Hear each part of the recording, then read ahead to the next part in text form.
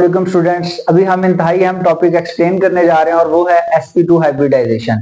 sp2 hybridisation में आप लोगों ने याद रखना है कि एक s और दो p एटॉमिक ऑर्बिटल्स इंटरमिक्स होते हैं और इंटरमिक्स होने के बाद तीन आइडेंटिकल sp2 हाइब्रिड ऑर्बिटल्स बनाते हैं।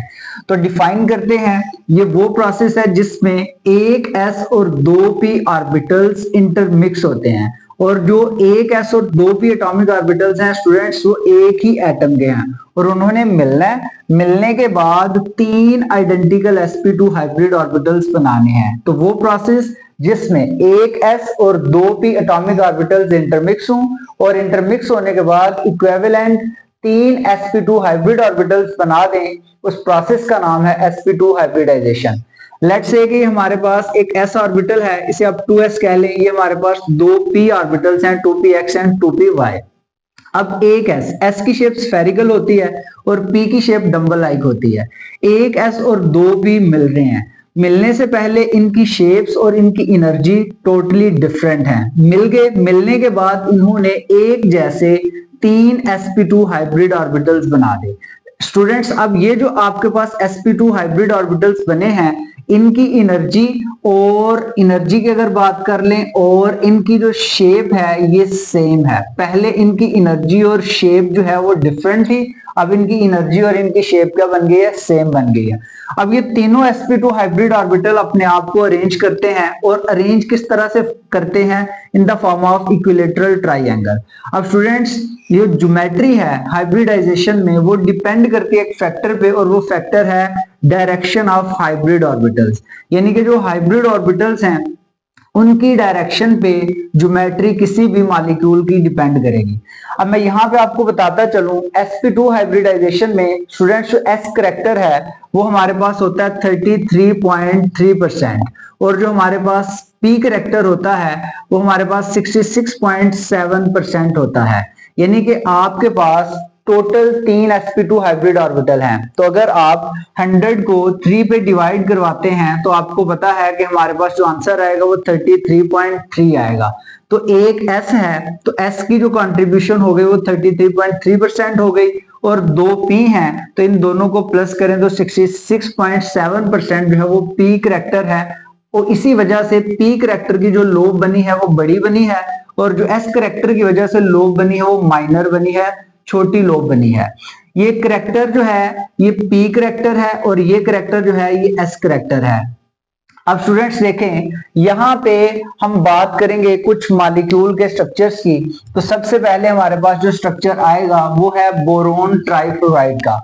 हमने स्ट्रक्चर ऑफ बोरोन ट्राइफ्लोराइड को एक्सप्लेन करना है और स्ट्रक्चर ऑफ बोरोन ट्राइफ्लोराइड को आपने जो एक्सप्लेन करना है वो किसके मुताबिक करना है, according to sp2 hybridisation.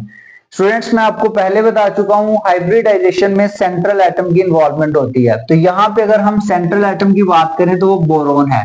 Boron की अगर बात करें तो बोरोन का एटॉमिक नंबर 5 है। तो बोरोन की ग्राउंड स्टेट इलेक्ट्रॉनिक कॉन्फ़िगरेशन करते हैं, 1s है, 1s में 2 इलेक्ट्रॉन आ जाएंगे। उसके बाद हमारे पास आएगा 2s, 2s में जो है 2 इलेक्ट्रॉन आ जाएंगे।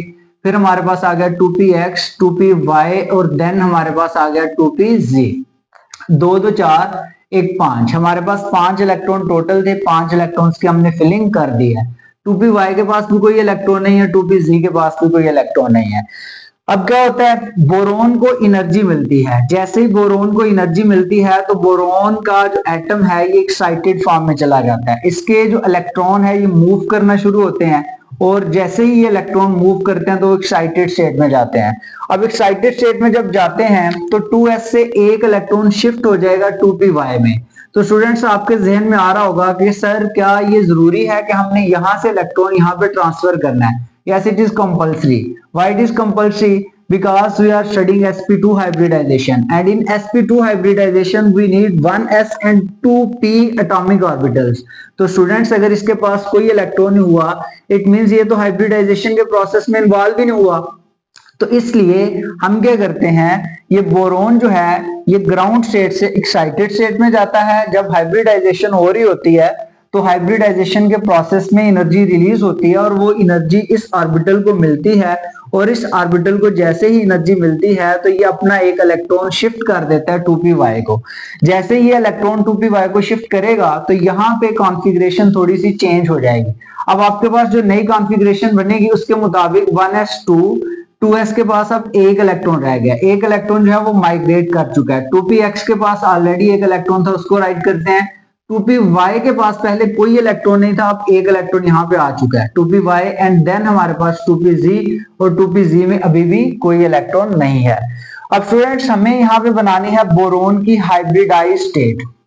अब आपको पता है कि हम हाइब्रिडाइजेशन पढ़ रहे हैं sp2, और sp2 हाइब्रिडाइजेशन में एक s और दो p एटॉमिक ऑर्बिटल्स ने इंटरमिक्स होना है। तो 1s जैसे है एज इट इज राइट कर देंगे, 1s में दो इलेक्ट्रॉन है, ये राइट कर दिया। अब एक s और दो p, एक s और दो p एटॉमिक ऑर्बिटल्स मिले, इन्होंने मिलने के बाद बराबर के तीन sp2 हाइब्रिड ऑर्बिटल बनाए। तो वही मैं तीन sp2 हाइब्रिड ऑर्बिटल्स जो इधर बनाए हैं उनको यहाँ पे राइट कर रहा हूँ। ये तीन sp2 हाइब्रिड ऑर्बिटल्स बना दिए और 2pz को एज इट इज राइट कर दिया, बिकॉज वो हाइब्रिडाइजेशन के प्रोसेस में इन्वॉल्व नहीं हुआ था। अब स्टूडेंट्स यहाँ पे इलेक्ट्रॉन की बात करें तो ये इस sp2 हाइब्रिड ऑर्बिटल के पास भी एक इलेक्ट्रॉन होगा, इस sp2 हाइब्रिड ऑर्बिटल के पास भी एक इलेक्ट्रॉन होगा, और ये वाले sp2 हाइब्रिड ऑर्बिटल के पास भी एक इलेक्ट्रॉन होगा।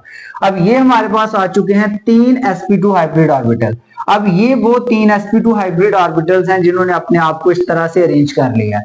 अब स्टूडेंट्स आपके जहन में ये आ रहा होगा कि सर यहाँ पे तो दो लोब्स थी, एक लोब मेजर थी, एक माइनर थी, मेजर थी माइनर थी, मेजर थी माइनर थी, बट यहाँ पे माइनर लोब नहीं है। तो मैंने आपको बताया था कि जब हाइब्रिडाइजेशन का हम प्रोसेस कर रहे होते हैं तो उसमें माइनर लोब का करेक्टर कम होता है, तो जैसे ही उसका करेक्टर कम होता है तो उस लोब को हम इग्नोर कर देते हैं, उसे राइट अप नहीं करते। तो यहाँ पे इसीलिए हमने माइनर लोब को शो नहीं किया। तो ये हमारे पास तीन sp2 हाइब्रिड ऑर्बिटल्स आ गए, यानी कि इसी तरह की हमें एक ज्योमेट्री मिलेगी, एक जो है ट्रायंगुलर प्लेनर स्ट्रक्चर मिलेगा। अब बोरोन की अगर बात करें तो मैं इसके जो तीन हाइब्रिड ऑर्बिटल्स हैं उनको ड्रा करता हूं। स्टूडेंट्स ये देखिए हमारे पास ये एक हाइब्रिड ऑर्बिटल जो है बन गया, ये हमारे पास दूसरा हाइब्रिड ऑर्बिटल बन गया, और ये हमारे पास तीसरा हाइब्रिड ऑर्बिटल बन गया। अब स्टूडेंट्स आप मुझे बताएं कि जितने भी sp2 हाइब्रिड ऑर्बिटल हैं उनके पास कितने कितने इलेक्ट्रॉन है? एक एक इलेक्ट्रॉन है। तो वो जो एक एक इलेक्ट्रॉन है उसको मैं इस सिंबल से जो है, इस पिन से जो है वो शो कर रहा हूं।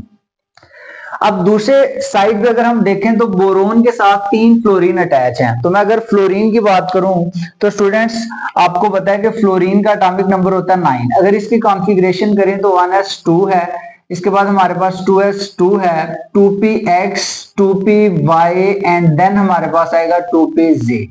अब 2 2 4 5 6 7, 2 इलेक्ट्रॉन बच गए, 8वां इलेक्ट्रॉन इधर आ गया, 9वां इलेक्ट्रॉन यहाँ पे आ गया। अब ये ऑर्बिटल कंप्लीटली फिल्ड है, ये भी कंप्लीटली फिल्ड है। 2px में 2 इलेक्ट्रॉन है, ये भी कंप्लीटली फिल्ड है, बिकॉज आप चैप्टर 5 में पढ़ चुके हो N orbital can accommodate maximum of 2 electrons. तो यहाँ पे 2 इलेक्ट्रॉन ही मैक्सिमम आ सकते हैं, तो ये भी कंप्लीटली फिल्ड है। बट यहाँ पे जो हाफ फिल्ड है वो 2pz है। इट मींस हाइब्रिडाइजेशन के प्रोसेस में जो इन्वॉल्व होगा वो 2pz ऑर्बिटल इन्वॉल्व होगा। अब स्टूडेंट्स मैं आपको बताता चलूं कि ये जो 2pz ऑर्बिटल है, ये एक फ्लोरीन का एक 2pz ऑर्बिटल इन्वॉल्व होगा।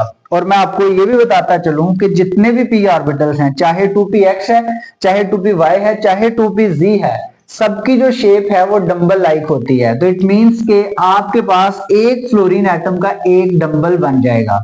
स्टूडेंट्स ये जो आपके पास स्ट्रक्चर बना है अभी तक, ये तो बोरोन का स्ट्रक्चर है ना। तो अब आपके पास फ्लोरीन के एटम जो है रिक्वायरमेंट के मुताबिक कितने? 3।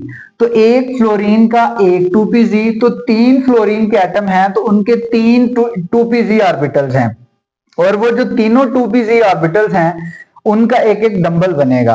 लेट्स से कि मैं आपके पास यहाँ पे यूं करता हूं कि यहाँ पे हम बनाते हैं ये एक फ्लोरीन एटम का डंबल। स्टूडेंट्स ये एक फ्लोरीन एटम का डंबल है, बट आप मुझे बताएं कि ये एक डंबल जो है उसमें कितने इलेक्ट्रॉन है? एक। उस एक इलेक्ट्रॉन को मैं यहाँ पे शो कर रहा हूँ इस तरह से विद अपोजिट स्पिन। अब ये जो ऑर्बिटल था ये हाइब्रिड था, और इस हाइब्रिड ऑर्बिटल का नाम था sp2। बट ये जो डंबल है इसमें ये 2pz है, यानी कि ये आपके पास कौन सा ऑर्बिटल है? p ऑर्बिटल है। तो यहाँ पे आप लिखेंगे कि ये आपके पास sp2p ओवरलैपिंग हो रही है। अब स्टूडेंट्स दूसरे नंबर पे देखें, हमारे पास तो 3 फ्लोरीन एटम है, अभी तक तो हमने एक फ्लोरीन का एक 2pz जो है उसे लिखा है। अब हम क्या करेंगे, दूसरा जो फ्लोरीन एटम है उसका जो एक डंबल है उसे राइट अप करेंगे, उसे ड्रा करेंगे। तो ये देखिए स्टूडेंट्स, ये दूसरा फ्लोरीन एटम है, ये उसका एक डंबल आ गया यहाँ पे। अब उसके पास भी कितने इलेक्ट्रॉन है, एक, वो यहाँ पे लिख दिया। अब थर्ड, अब ये जो आपके पास हाइब्रिडाइजेशन हो रही है, ये ऑर्बिटल क्या था, sp2, और ये जो आपके पास डंबल बना है ये 2pz की वजह से बना है, इस वजह से ये भी आप ओवरलैपिंग कहेंगे, sp2p ओवरलैपिंग।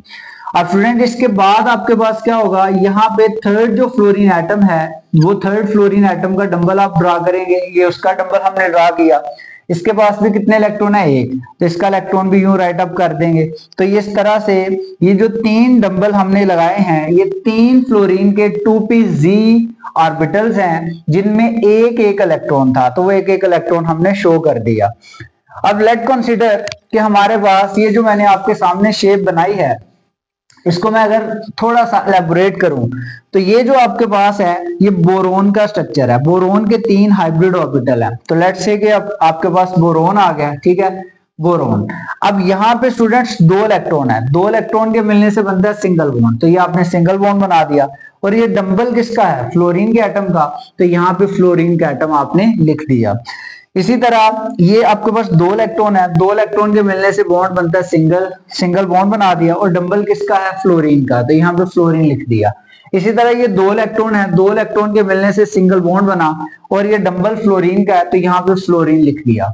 अब स्टूडेंट्स ये आपके पास BF3 का स्ट्रक्चर बन चुका है। अगर मैं इसको देखूं, थोड़ा सा एक्स्ट्रापोलेट करूं, तो आप ये देख रहे हैं कि बोरोन ट्राइफ्लोराइड का जो स्ट्रक्चर है, इसको अगर हम थोड़ा सा एक्स्ट्रापोलेशन के बाद देखें, तो इसकी जो शेप बन रही है ये ट्रायंगुलर बन रही है। तो मैंने आपको क्या बताया था कि जो आपके पास किसी भी हाइब्रिड ऑर्बिटल की ज्योमेट्री है, उसने डिपेंड करना है, किस पे डिपेंड करना है, डायरेक्शन ऑफ हाइब्रिड ऑर्बिटल्स पे। तो ये हाइब्रिड ऑर्बिटल की ये डायरेक्शन थी, हाइब्रिड ऑर्बिटल की ये डायरेक्शन होने की वजह से आपको जो स्ट्रक्चर मिला है ये इस तरह का मिला है। अब अगर यहाँ पे बॉन्ड एंगल की बात करें, तो यहाँ पे जो स्टूडेंट्स ये 2 फ्लोरीन के एटम हैं, इनके दरमियान जो बॉन्ड एंगल बनेगा ये 120 डिग्री का बनेगा। और यहाँ पे ये 3 बॉन्ड बने हैं बोरोन और फ्लोरीन के दरमियान, ये तीनों के तीनों बॉन्ड सिग्मा बॉन्ड हैं। तो इस तरह से आपने यहाँ पे जो स्ट्रक्चर बनाया है, ये किसका स्ट्रक्चर बनाया है, बोरोन ट्राइफ्लोराइड का। स्टूडेंट इसके बाद एक और स्ट्रक्चर है इथीन का, वो हम नेक्स्ट वीडियो में एक्सप्लेन करेंगे। अभी तक के लिए अल्लाह हाफिज।